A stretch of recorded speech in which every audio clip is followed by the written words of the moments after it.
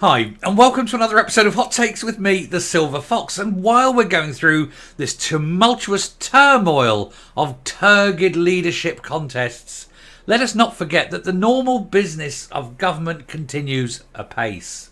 And with it, of course, the normal continuation of failure, this time in the fire service.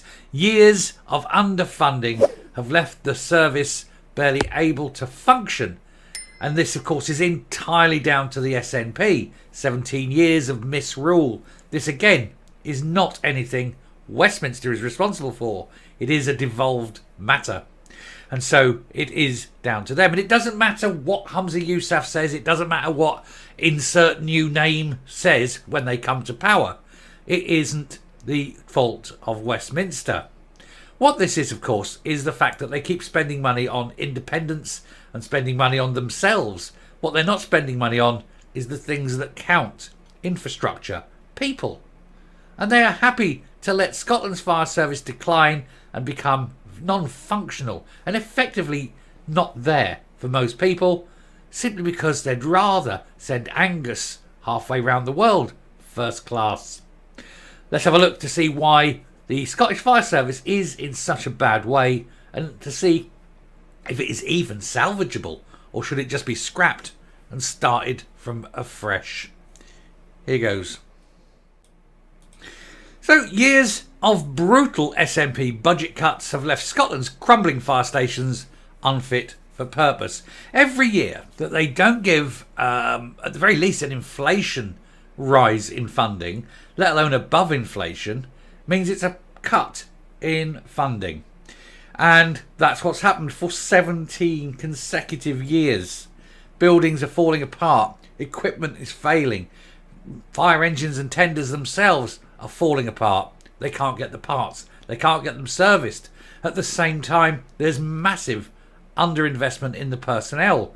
You've got the older ones retiring and not enough new ones are being encouraged to join and come through the ranks. Falling numbers is not a good thing, because it means the ones that do have a job, of course, are then overly worked and find that they are overly stretched, leading to long periods of illness.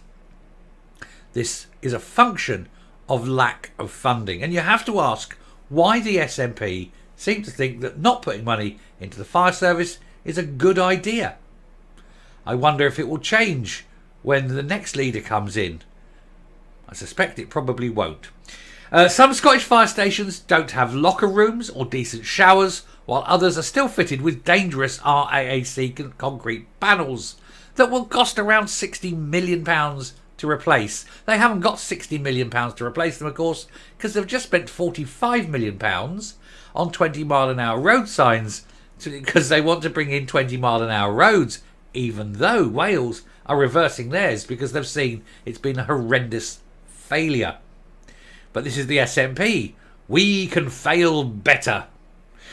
One of Scotland's most senior firefighters has called for urgent action, as figures show that some of the country's most fire stations are no longer fit for purpose thanks to SNP budget cuts. SNP, not Westminster. The Scottish Fire and Rescue Service has issued figures showing that almost half of its 356 fire stations are deemed to be in poor to bad condition, while 2/3 of the total SFRS estate is more than 30 years old. 14 fire stations also have issues with reinforced autoclaved aerated concrete, the RAAC, panels, and have had temporary supports installed to reinforce the roofing.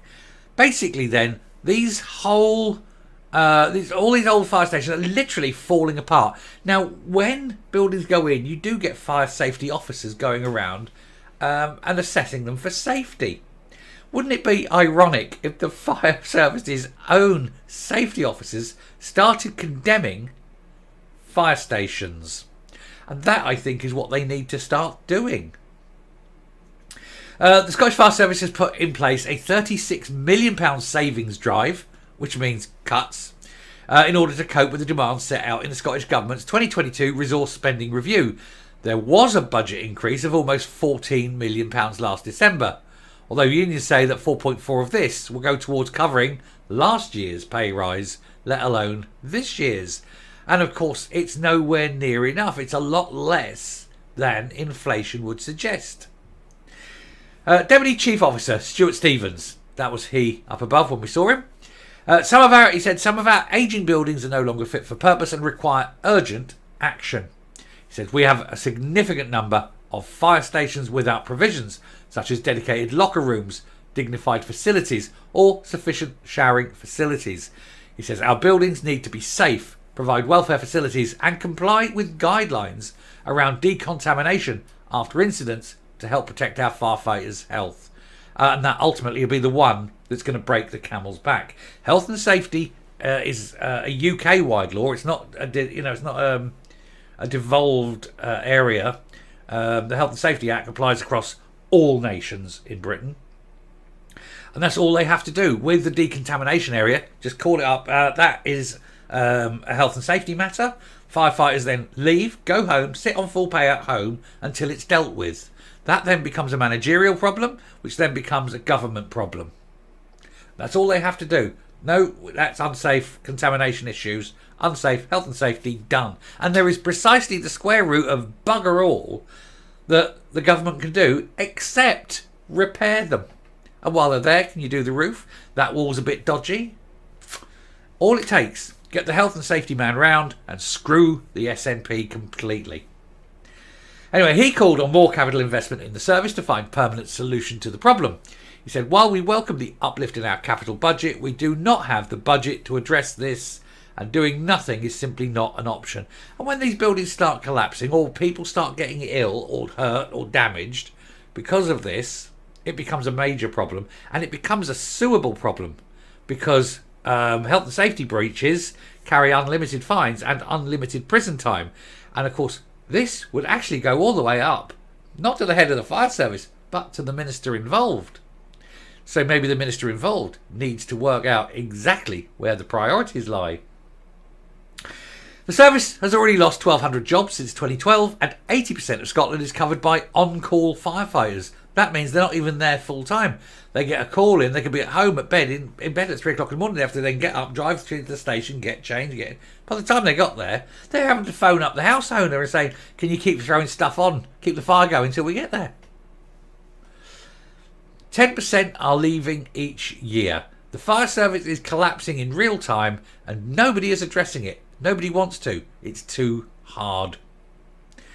There's basically not enough going on. There's not enough investment. And we all know who is to blame. And do you think Swinney or Forbes will be able to fix it? Probably not. Because they'll still both of them be too busy fixated on spending money on glossy brochures and 20 mile an hour road signs. They're all part of the same government, aren't they? They all shit out the same hole. Coming up. I will say to SNP voters, when your house is on fire and your kids are trapped inside and there's no sign of a fire engine, ask yourself why and then go, oh yes, it's because I kept voting for the SNP, who'd rather spend money making sure that people travel all over the world first class, drinking champagne at 30,000 feet, than pumping a bit of money into my local fire station to make sure that there actually is a fire engine and that there is people employed by them. Oh no, that's too hard. But you keep voting these people in, you get what you deserve.